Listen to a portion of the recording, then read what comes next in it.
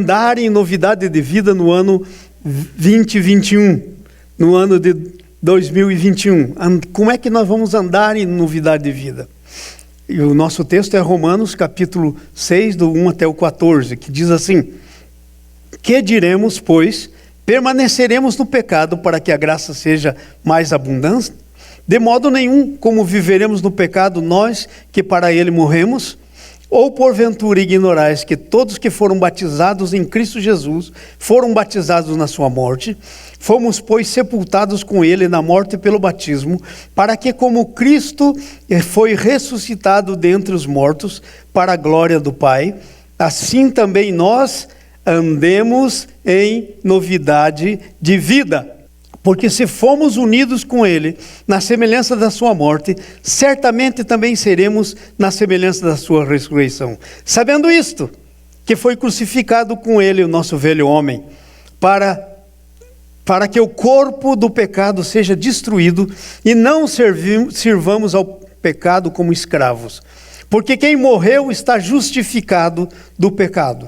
Ora, se já morremos com Cristo, cremos que também com ele viveremos, sabedores de que, havendo Cristo ressuscitado de dentre os mortos, já não morre. A morte não tem domínio sobre ele. Pois quanto a ter morrido de uma vez para sempre, morreu para o pecado, mas quanto a viver, vive para Deus. Assim também vós considerai-vos mortos para o pecado, mas vivos para Deus em Cristo Jesus. Não reine, portanto, o pecado em vosso corpo mortal, de maneira que obedeçais às suas paixões, nem ofereçais cada um os membros do seu corpo ao pecado, como instrumento da iniquidade, mas oferecei-vos a Deus como ressurreto dentre os mortos, e os vossos membros a Deus como instrumentos de justiça, porque o pecado não terá domínio sobre vós, porque não estáis debaixo da lei, e sim debaixo da graça. Amém! Glória a Deus! Então, nesse assunto de andarmos em novidade de vida, a razão pela qual nós podemos andar em novidade de vida, e a novidade de vida que a Bíblia fala, não são coisas novas naturalmente que vão acontecer. A novidade de vida é a vida que vem da ressurreição. Isso é novidade de vida, é uma nova vida. Não é uma velha vida com coisas que vão sendo agregadas a ela. É uma nova vida totalmente nova. Uma velha vida passou, uma nova começou. É a vida da ressurreição. E essa vida da ressurreição, ela é implantada em mim quando eu nasço de novo. Isto é, quando a ressurreição de Jesus, a vida de Jesus, é pelo Espírito Santo gerada no meu espírito, e eu então nasci de novo. E é isso que o Romanos 6 está falando. E ele está dizendo então que se eu nasci de novo, agora eu preciso viver a nova vida. E o interessante é que essa nova vida tem a ver com o que podemos fazer e com o que temos que fazer. Porque nós sempre tivemos que fazer algo para a glória de Deus, mas nós nem sempre podíamos fazer. Antes de você nascer de novo, você não podia servir a Deus. Não podia. Agora que você nasceu de novo, veio viver em você o Pai, o Filho e o Espírito Santo, e você tem uma nova natureza em você. Agora você pode servir. Então a novidade de vida é tudo aquilo que eu posso e que eu devo fazer como nova criatura em Cristo. A Bíblia diz que se alguém está em Cristo, nova criatura é. As coisas velhas se passaram e eis que tudo se fez novo. Quero meditar com você aí no Romanos 3 coisas principais. Primeira coisa, nossa nova vida tem a ver com uma nova mentalidade. Gente, quando nós estávamos no pecado, nós tínhamos uma mentalidade. A mentalidade do pecado, aquilo que o pecado gerava em nós, aquilo que a natureza de Adão gerava em nós, aquela velha maneira de pensar, segundo o mundo. Mas agora que nós nascemos de novo, nós temos uma nova mentalidade, a mentalidade do Espírito Santo, a mentalidade da nova criatura que eu sou. Então a primeira coisa que significa andar em novidade de vida, ou a primeira coisa que precisamos ter certeza e que podemos viver tem a ver com a nova mentalidade. Eu não posso viver em novidade de vida com a mentalidade antiga. E eu não posso viver como cristão se eu viver com o estilo de vida que eu vivia antes de receber a Jesus como meu Senhor. De maneira nenhuma. Não há como. As coisas velhas se passaram, eis que tudo se fez novo. Então a novidade de vida tem a ver com essa nova mentalidade. Por quê? Porque a nova mentalidade, a mentalidade da ressurreição, a mentalidade do Espírito Santo, da nova criatura que sou eu, essa nova mentalidade é uma mentalidade que foi formada em mim que eu não tinha antes. Essa nova mentalidade agora, sabe o que vai acontecer?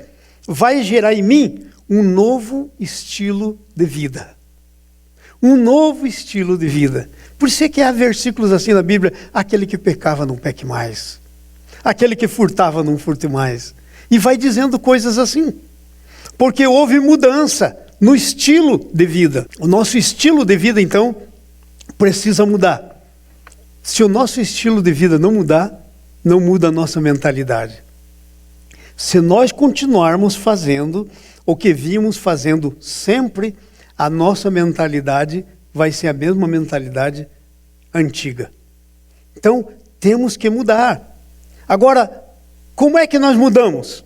João capítulo 8, versículo 31 e 32 diz a primeira coisa: como é que então nós vamos mudar? Disse Jesus aos judeus que haviam crido: se permanecerdes na minha palavra, sois verdadeiramente meus discípulos, e conhecereis a verdade, e a verdade vos libertará.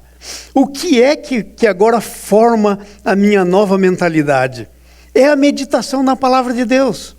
Se eu sou verdadeiramente discípulo, o que é que diz o versículo que nós lemos aí, o primeiro versículo 31? Disse Jesus aos judeus: se permanecerdes na minha palavra, sois verdadeiramente meus discípulos. Gente, discípulo de Jesus não é aquele que diz: eu sou discípulo de Jesus. Pode morrer dizendo isso e não ser discípulo. Verdadeiramente o discípulo de Jesus é o que permanece na palavra dele. E o que é permanecer na palavra? É andar conforme a palavra. É ter a palavra como seu caminho. O seu caminho agora é a palavra. Eu ando daquele jeito que Jesus disse que eu deveria andar, a sua palavra. E ele disse então que quando eu começar a fazer isso, eu começar a permanecer na verdade, andar na verdade, eu vou conhecer a verdade e a verdade vai me libertar. E conhecereis a verdade e a verdade vos libertará. O que quer dizer conhecer? Não quer dizer conhecer intelectualmente.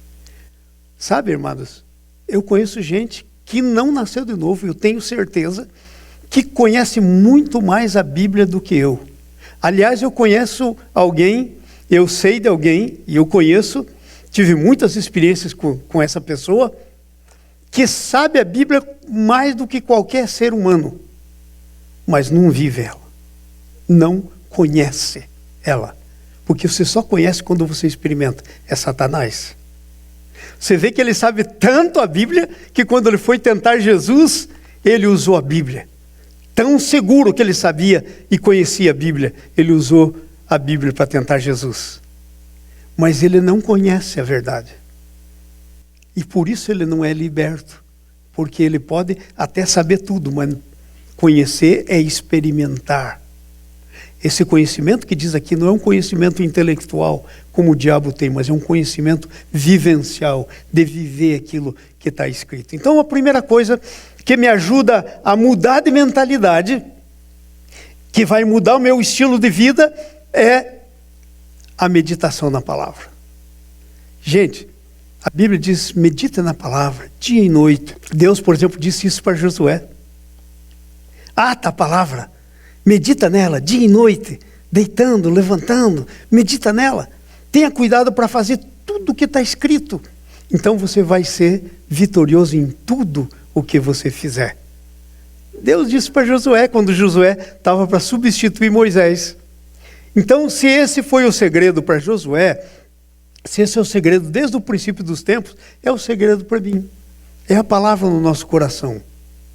Agora veja bem, como é que nós vamos meditar na palavra? Como é que nós vamos conhecer a palavra se ela não estiver no nosso coração? Um dos problemas que nos impede é que a palavra vem e ela fica só na cabeça, ela não cai no coração. E aí, porque nós temos a palavra no nosso intelecto, na nossa cabeça, nós pensamos que nós temos o que nós precisamos ter da palavra. Negativo. A Bíblia diz que a fé vem pelo ouvir da palavra de Deus. Agora, presta atenção nisso. Presta atenção nisso. A Bíblia diz, com o coração é que se crê para a justiça. Jesus ensina em Mateus 13, que onde a semente, que é a palavra de Deus, é semeada, é no coração. Você não crê com a sua mente. Às vezes você sabe intelectualmente com a sua mente, mas a verdadeira fé, aquela que vem do Espírito, aquela que é uma fé espiritual, não uma fé natural, é a que vem lá de dentro. Se a palavra não descer no nosso coração, nós não temos como conhecer a palavra, nem experimentar a palavra, nem andar na palavra. Então ela tem que descer no nosso coração. E sabe, a palavra meditar tem uma raiz lá no grego que significa aquilo que a vaca e o boi fazem.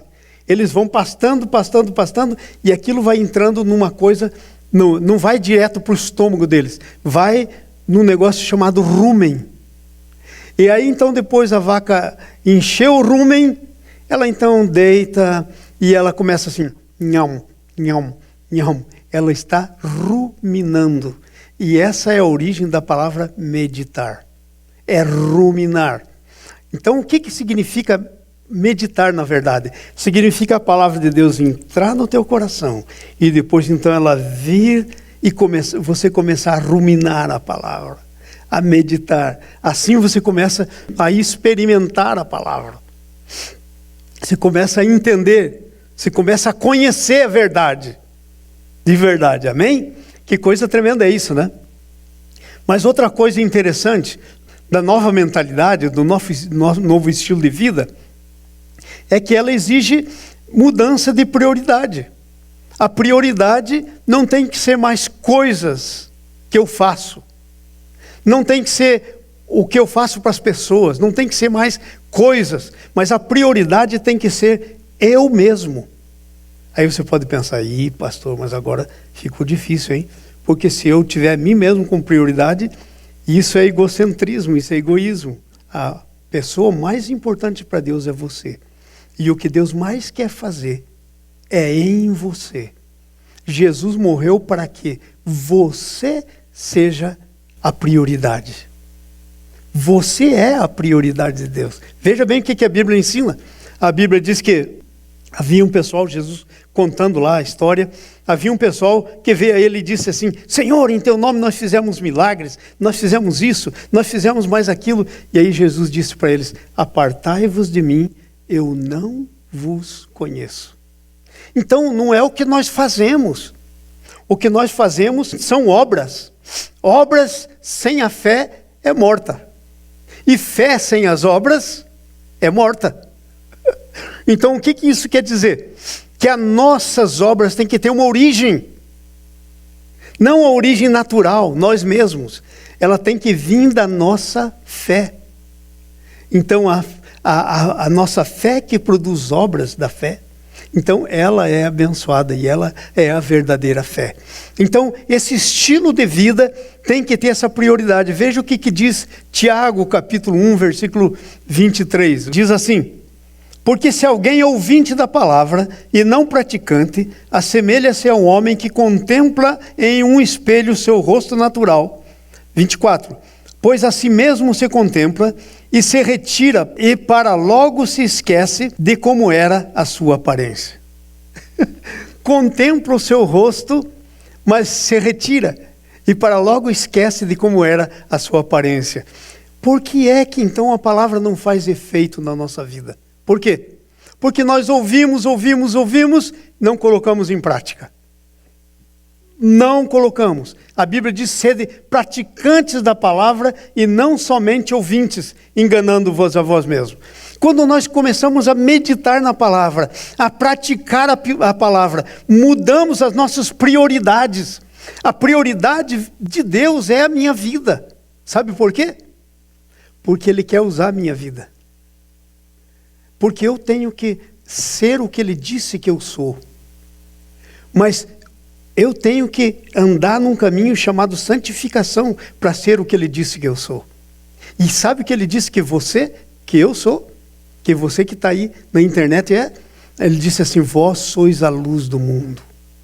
Não se esconde uma luz debaixo do alqueire. Ele diz: vós sois o sal da terra. Seu sal perde o sabor, você joga fora e todo mundo pisa, não serve para mais nada.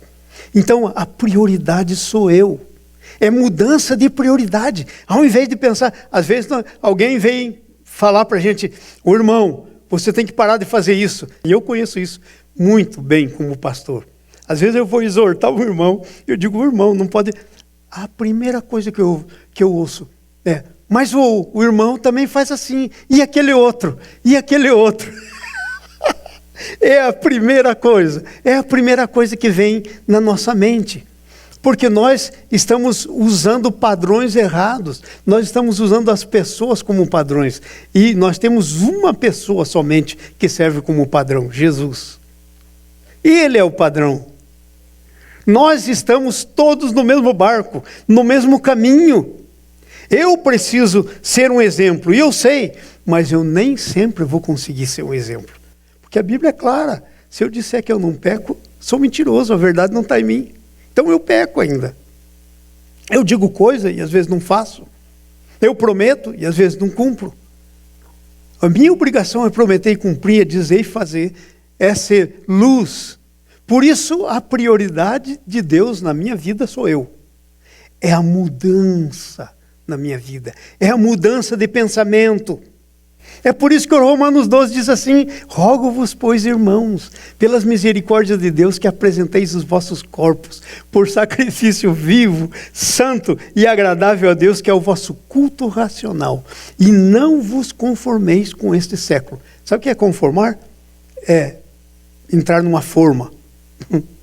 Não vos conformeis com esse século, mas transformai-vos pela renovação da vossa mente, para que você possa experimentar qual seja a boa, santa e agradável e perfeita vontade de Deus. Uau! Agora, como é que nós vamos experimentar isso, se a gente não mudar a prioridade? Sabe o que esse versículo do Romanos 1 e 2 está falando? A prioridade sou eu. E eu tenho que começar a experimentar. Porque quando as pessoas olharem em mim, eles têm que ver o padrão. Eles têm que ver o que eu estou experimentando, têm que dizer: eu quero ser igual a ele. Quantos olham para nós e dizem: eu quero ser igual a ele? Sei lá, quase que ninguém, né? Porque olha e não vê. E por que isso acontece? Porque não estamos fazendo de nós mesmos a prioridade. Você é a prioridade de Deus. Você é a coisa mais importante para Deus. Se existisse só você e Jesus precisasse morrer, Ele morreria. Você é a pessoa mais importante. Não coisas, não o que você possa fazer, não o que você possa angariar. Você é tão importante que o Filho, o Senhor do Universo, veio morrer por você. Sabe o que fala do nosso valor? O quanto alguém está disposto a pagar por a gente. Vamos dizer que se alguém sequestra você, quanto estaria disposto a pagar? Não sei, mas às vezes não muito. Mas quando o diabo nos sequestrou, Deus, o Pai, estava disposto a pagar tudo, o melhor que Ele tinha por mim e por você, que foi Jesus. Então aí eu sei quanto que eu tenho de valor. E você deve saber isso. Não esqueça disso. Porque isso é muito importante. O teu valor é muito importante. Se você não valorizar você mesmo, você não vai investir em você mesmo. Você não vai se santificar. Você não vai se separar para Deus. Você não vai ter prioridades de Deus na sua vida. Se você não souber quem você verdadeiramente é. Não tem como. Esse é o problema. Outra coisa que nos ajuda a andar com uma nova mentalidade. E a nova mentalidade que me faz andar em novidade de vida. Outra coisa é, você tem que ter uma visão do futuro. Deus é um Deus tremendo, esse Deus que nós temos. Então o que acontece? O que é uma visão? Deixa eu só ler para vocês uma visão aqui na Bíblia. Vai lá para o livro de Jeremias, por exemplo. Capítulo, logo no comecinho de Jeremias, Deus falando com Jeremias, capítulo 1. Porque você precisa ter essa visão. Jeremias capítulo 1, versículo 4 até o 10, eu quero ler com você. Veio a mim a palavra do Senhor dizendo. O que é que veio? Palavra. De quem? Dele? Não, do Senhor. Antes que eu te formasse no ventre materno, eu te conheci. E antes que saísse da madre, eu te consagrei e te constituí como profeta sobre as nações. Gente, isso impacta a minha vida, sabe por quê? Porque quando eu penso nisso que Deus está dizendo aí, isso não é só para o Jeremias, isso é para mim, é para você. Então eu fico pensando que às vezes nós estamos mais ou menos assim, igual o povo de Israel no deserto, andando em círculo. 40 anos andando sem chegar a lugar nenhum. E quando nós não estamos andando na visão de Deus para nós estamos como o povo de Israel no deserto, andando, sem chegar a lugar nenhum. Terrível, terrível. Então, eu posso dizer isso para você, eu posso dar um nome, o seu nome aqui. Eu quero usar Nice. Nice, antes que eu te formasse no ventre materno, eu te conheci. E antes que saísse da madre, eu te consagrei. Agora o resto é com você. O Jeremias foi para ser profeta. Você é para ser o quê? A visão tua é a direção de Deus, que Deus vai dar para a tua vida para você ser alguém. Eu te constituí como profeta das nações. Então Jeremias disse, Senhor Deus, eu não sei falar, porque ainda não passo de uma criança. Olha, o Jeremias disse, eu não passo de uma criança. Sabe o que acontece? Ele era um jovenzinho. E falou, não sei, não aprendi a falar. Ele estava enganado com as coisas. Ele pensou que a visão era ele que tinha que cumprir. Ele tinha que se alinhar com a visão de Deus e Deus cumpriria a visão nele. Não é você que tem que cumprir a visão de Deus para você. É você que tem que se alinhar com Deus e aí Deus cumpre em você a visão dele. Veja Maria. O anjo disse, você vai ser mãe, vai ficar grávida, mas eu não tenho relação com homem nenhum. Não se incomoda, o Espírito Santo vai vir sobre você. E ela disse, bom, não estou entendendo nada, mas seja feita em mim segundo a tua palavra. Isso é visão. Deus deu uma visão para ela, uma visão, algo que está no futuro, que ainda não aconteceu. O que é que está no seu futuro e que ainda não aconteceu? Eu não sei. Mas, como Jeremias, todos nós temos desculpa. Não sou... Ai, Senhor, mas o pastor João, mas a pastora, Come on, gente. A visão começou em Deus. E Ele quer cumprir em mim. Não sou eu, é o poder dEle. Eu me alinho. E Deus não vai me alinhar. Eu preciso me alinhar. E nós temos, não tem problema ter dúvidas. O Jeremias falou, Senhor, ser profeta para as nações, isso é demais. Eu nem falar sei, sou ainda uma criança. Era algo que estava no seu futuro. Veja o que Deus diz para ele. Mas o Senhor lhe disse, não digas não passa de uma criança, porque a todos a quem eu te enviar irás, e tudo quanto eu te mandar falarás. Tava o que? Era ele que tinha que decidir para onde ia? Não. Deus disse, aonde eu te mandar. Era ele que tinha que decidir o que ia falar? Não, Senhor, mas eu não sei falar. Ótimo, não vai me atrapalhar. Não vai me atrapalhar, porque você vai falar tudo o que eu te falar. Se você souber falar, você vai acabar me atrapalhando. Que bom que não sabe. Tudo que eu te falar, você falará. Não temas diante deles, porque eu sou contigo para te livrar. Ei, não vai no teu poder. Você não tem que se defender. Acabou, Jeremias. Eu sou Deus. E não tema. Vão ficar bravos com você? como ficam comigo. Mas eu estou aqui para te defender e você não vai morrer antes que se cumpra tudo que eu tenho para você. Entenderam? Não temas, porque eu sou para te livrar. Depois estendeu o Senhor a mão e tocou na boca. E o Senhor lhe disse: eis que ponho na tua boca as minhas palavras. Deus não disse: ei, no teu cérebro. Apontou com o dedo assim, fez: transformei o teu cérebro, agora você vai falar tudo o que você tem que falar. Não. Veja o que está escrito aí. Estendeu o Senhor e pôs a mão na boca dele e disse: eis que ponho na tua boca as minhas palavras. Olha, hoje te constituo sobre as nações e sobre os reinos. Agora, dá uma olhadinha no que diz aí. Jeremias estava pensando que ele não era ninguém, mas ele era o cara mais terrível que existia, mais temível, mais poderoso que existia. Olha o que diz aí. Olha que hoje te constituo sobre as nações e sobre os reinos. Não é sobre pessoa, é sobre reino, sobre nação. Para arrancares e derrubares, para destruíres e arruinares, também para edificar e para plantar. Ele ia destruir reino, ele ia plantar reino. E como seria isso? Palavra de Deus que estava na boca dele. Porque a palavra de Deus é criativa, diz: haja e vai haver. Gente, hoje Deus quer tocar na tua boca, para você parar de falar o que você pensa. Mas para Ele tocar na tua boca e pôr a palavra, você não pode impedir. Você tem que ter uma visão. Essa visão começa de quem você é. Gente, às vezes nós somos tão humildes que nós ofendemos a Deus com a nossa humildade. E claro que isso é uma falsa humildade. Porque nós dizemos: ah, Senhor, eu não sou ninguém. Muito interessante. Desde quando o filho do rei do universo morreria por alguém que não é ninguém? É interessante isso. As palavras que nós dizemos.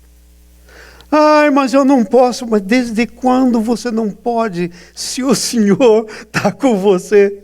Mas desde quando você não pode? É por isso que a Bíblia diz: tudo posso no que me fortalece. Vou poder arrancar, vou poder plantar, vou fazer. Agora, irmãos, há uma coisa aí. Há um porém aí. Qual é o porém? Qual é a visão que Deus tem para você? Vou dizer uma coisa para vocês. Eu sei qual a visão que Deus tem para mim. Eu estou num período da minha vida que eu sei que Deus quer me mover para um outro nível, para ensinar pastores.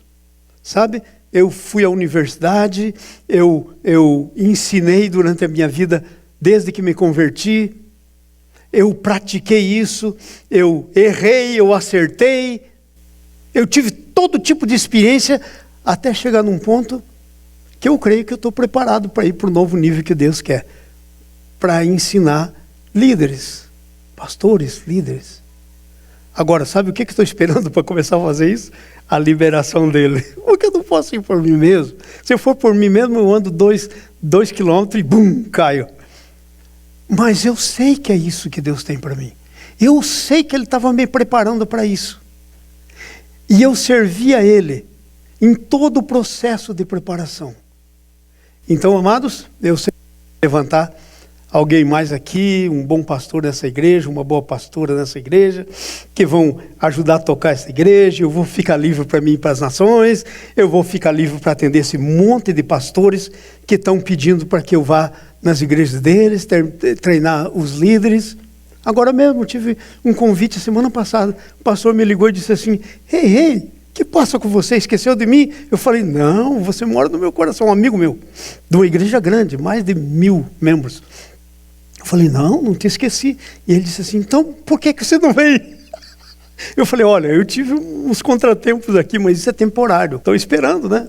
Ainda estou com esse negocinho assim aqui, ó, que está controlando aí as batidas do meu coração, mas semana que vem possivelmente eu tiro e já vou começando a ficar liberado, e eu sei qual é a visão de Deus para mim. Agora você pode pensar: ah, pastor João, a senhora é pastor negativo. Deus não tem filhos e filhas de segunda categoria. Fica pensando aí bobagem? Ah, pastor João, mas o senhor está lá. Negativo, gente. Desde quando Deus faz acepção de pessoas? Está escrito na palavra que não faz. Você tem tanta possibilidade quanto eu, porque sabe, a minha possibilidade são as de Deus, e as tuas também. Então, aonde que está a diferença? A diferença, talvez esteja, eu não sei, mas talvez esteja, que quando um dia Deus me falou, como falou para Jeremias, eu larguei tudo e fui. E aí Deus foi me levando, e foi me levando. E eu dizia para Deus, eu nunca vou ser pastor, porque eu quero ser evangelista, ganhar para Jesus. Um dia estava no coração de Deus isso para mim. Ah, mas eu nunca vou poder ensinar outros líderes. Aí um belo dia eu comecei uma escola abri uma missão chamada Missão Discipulado, que hoje é a AMID World Mission. Estamos em muitos países. E eu estou recebendo constantemente pedido para ir para lá. Mas Deus, à medida que você... O que eu quero dizer? Que Deus só não vai fazer com você se você não se alinhar. E você não perguntar, Senhor, será que o Senhor me fez como formiga? Trabalha, trabalha, trabalha. Trabalha, trabalha, trabalha. Puxa a folha nas costas, peso maior do que si mesmo. E vai. Não. Você não é preguiçoso. A Bíblia diz, vai ter com a formiga preguiçoso. Mas não é o seu caso. Você é filho de Deus. O que você tem que perguntar a Deus é o seguinte, Senhor, o que é que o Senhor tem para mim? E aí, isso vai acontecer. E a primeira novidade de vida que você tem que andar nela este ano tem a ver com a mentalidade. Tem que transformar a tua mentalidade. Irmão, o que você está fazendo... Você vai me desculpar, mas eu tenho que dizer a verdade. Quem vai comer do que você está plantando aqui? Às vezes, eu já saí dessa bobagem, irmãos. Eu já saí dessa bobagem. Quando eu cheguei aqui, eu pensei assim, eu vou fazer muitas coisas. Eu tenho coisas lá no Brasil, nisso temos coisas lá. Então eu pensei, nós vamos investir, vamos fazer isso. Aí Deus falou para mim, e aí você vai viver toda a sua vida aqui. E quem vai usufruir das suas coisas? Deixa de ser bobo. Aí mudei minha prioridade. E agora, Deus me mostrou que bênção de Deus é que você possa comer do que você plantou. Se você for ver, por exemplo, eu quero até ler com vocês, porque isso é importante demais. Gente, enquanto tiver nessa lenga-lenga aí, não vai acontecer nada. Vai no livro de Eclesiastes comigo. Eclesiastes, vamos ler aí, um versículo tão tremendo de Eclesiastes. Capítulo 2, versículo 24. Veja o que diz aí, ó. Nada há melhor para o homem do que comer, beber e fazer com que a sua alma goze do seu trabalho. No entanto, também vi que isso vem da onde? É o diabo. Isso é negativo. Olha o que diz aí. Olha aí. Vem das mãos de Deus. Esse negócio de você plantar e desfrutar vem da mão de Deus. Sabe de onde vem você plantar e os outros desfrutarem do que você plantou? Do diabo. Mas plantar e desfrutar do que plantou vem da mão de Deus. Bobagem tremenda plantar o que não vai poder desfrutar. Avalie o teu pensamento, avalie tua mentalidade. Veja, nada há melhor para o homem do que comer, beber, fazer a sua alma goze com o seu trabalho, o bem do seu trabalho. No entanto, vi que também isso vem de Deus. Agora veja o 26. Porque Deus dá sabedoria, conhecimento e prazer ao homem que lhe agrada, mas ao pecador dá trabalho para que ele ajunte e amontoe, a fim de dar aquele que agrada a Deus. Uau! Você sabia disso? Então é por isso que a minha mentalidade mudou.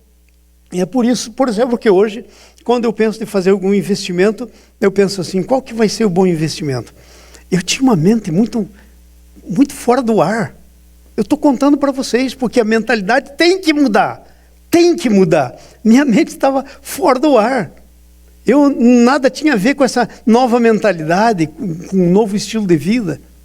É por isso que agora, por exemplo, eu ando considerando o que a Anice quer fazer. Antes, para mim, não. E sabe, começou a mudar quando eu comecei a reconhecer perante Deus a vontade dele.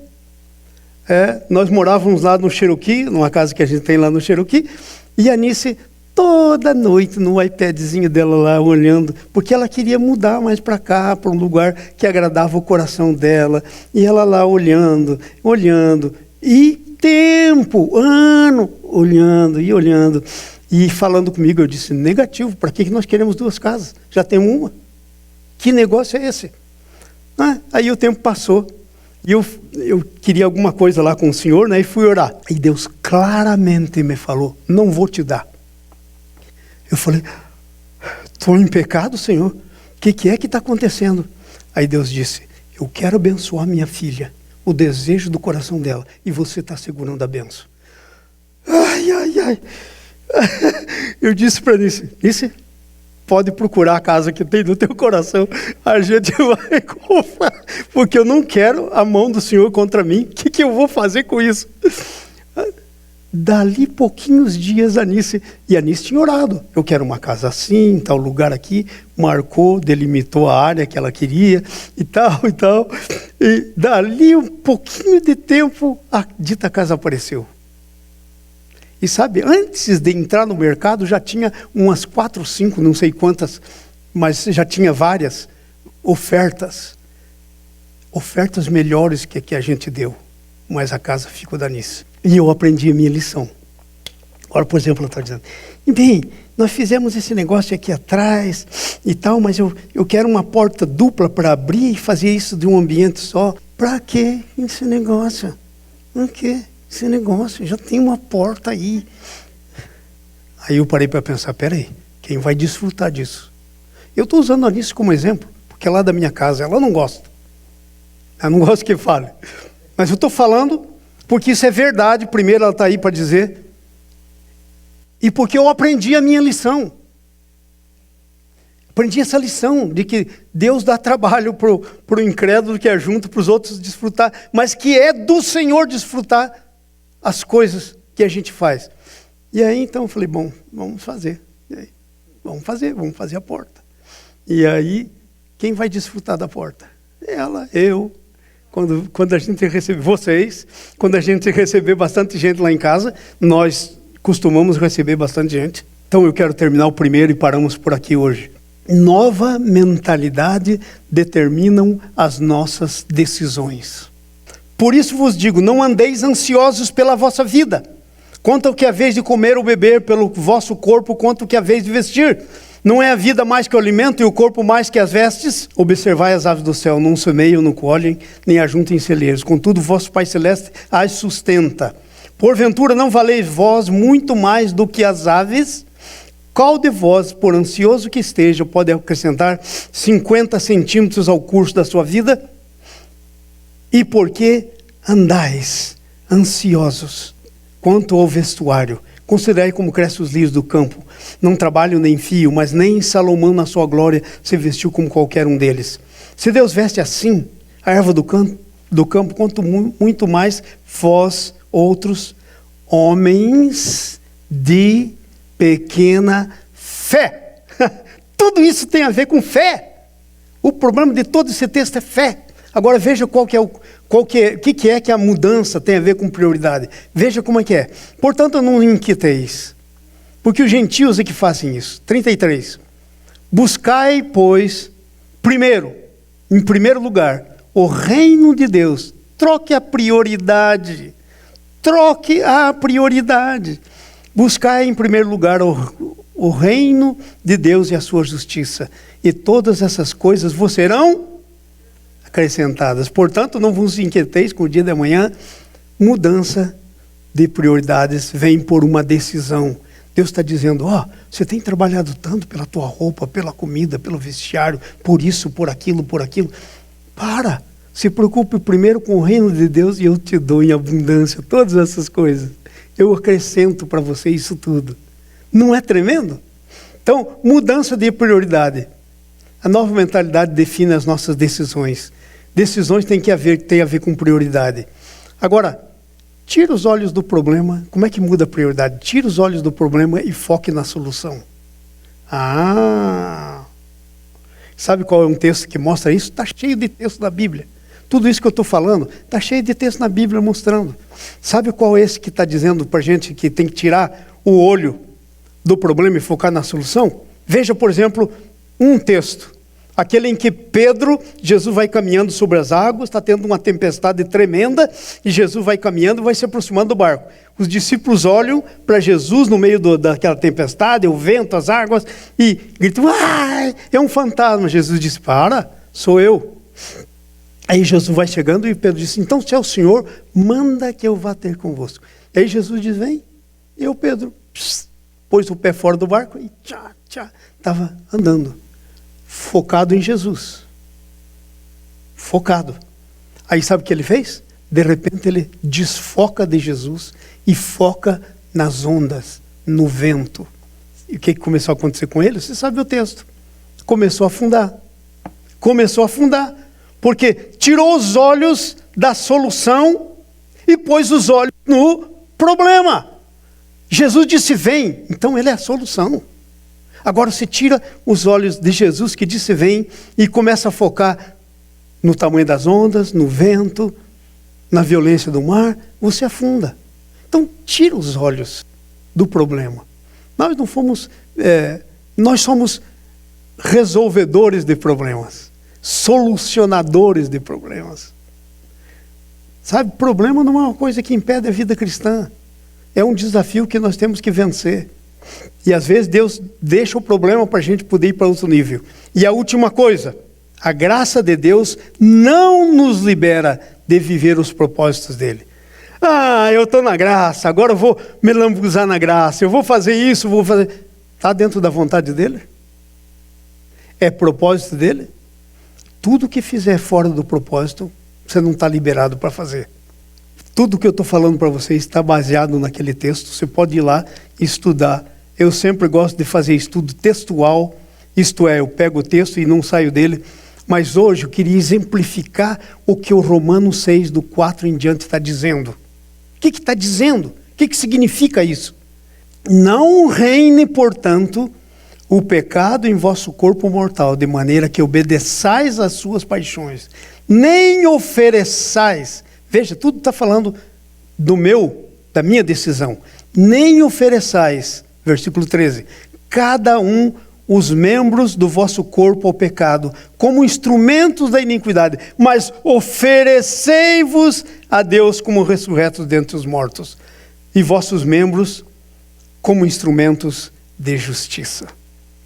Liberdade, ou a graça de Deus não nos livra de vivermos os propósitos dele. E eu tenho uma conclusão aqui, irmãos.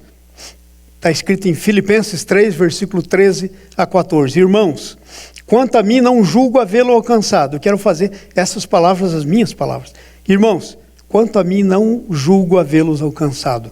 Mas uma coisa faço, esquecendo das coisas que para trás ficam e avançando para as que diante de mim estão, prossigo para o alvo, para o prêmio da soberana vocação em Cristo Jesus.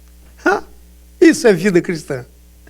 Para a soberana vocação em Cristo Jesus.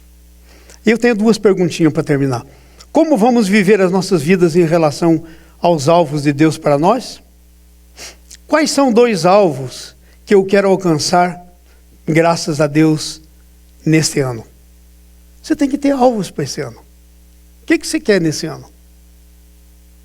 Eu tenho meus alvos para esse ano. Esse ano que passou, eu fiquei meio aí paradão. Foi um tempo de muita coisa para dentro de mim, muita meditação, muita coisa. Mas esse ano eu gostaria que fosse um ano de serviço. Eu quero trabalhar. Eu quero servir a Deus. Eu quero ir para as nações. Eu quero esquecer das coisas que para trás ficam desse ano. Eu quero caminhar para o alvo. Amém?